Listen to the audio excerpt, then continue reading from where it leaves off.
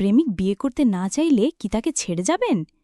এই শিরোনামে জনপ্রিয় মার্কিন ওয়েবসাইট মিডিয়ামে ৪৫ বছর বয়সী নারী ওয়াইএল উলফি তার ব্যক্তিগত জীবনের অভিজ্ঞতা ভাগ করে নিয়েছেন। সে অভিজ্ঞতা সংক্ষেপে তুলে ধরা হলো তারই বয়ানে।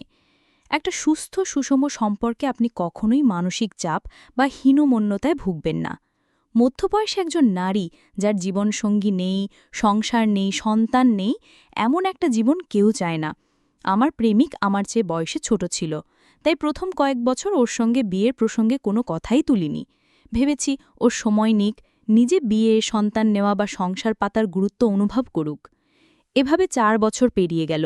আমরা এক ছাদের নিচে থাকতাম, আমি ভালো একটা চাকরি করতাম, ও পেশা জীবনে খুব একটা থিতু ছিল না।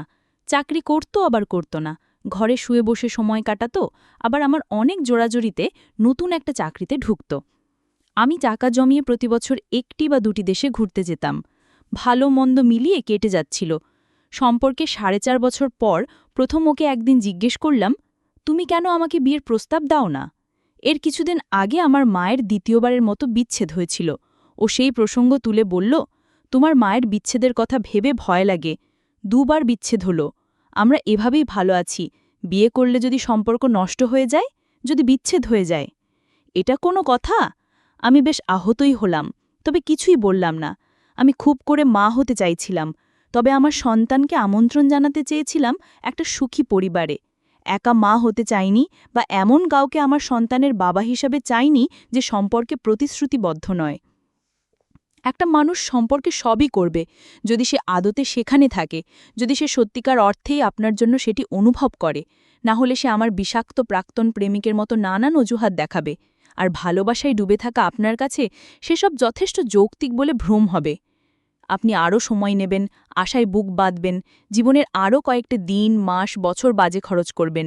তাই এই লেখার শিরোনামের প্রশ্নের উত্তর হল অবশ্যই ১ মিনিটও অপচয় না করে। এই সম্পর্কে আমি আমার জীবনের মূল্যবান ৭টা বছর নষ্ট করেছি, ভালোবাসার ওপর থেকে আস্থা হারিয়েছি। আরও ২ বছর লেগেছে আমার স্বাভাবিক জীবনে ফিরতে।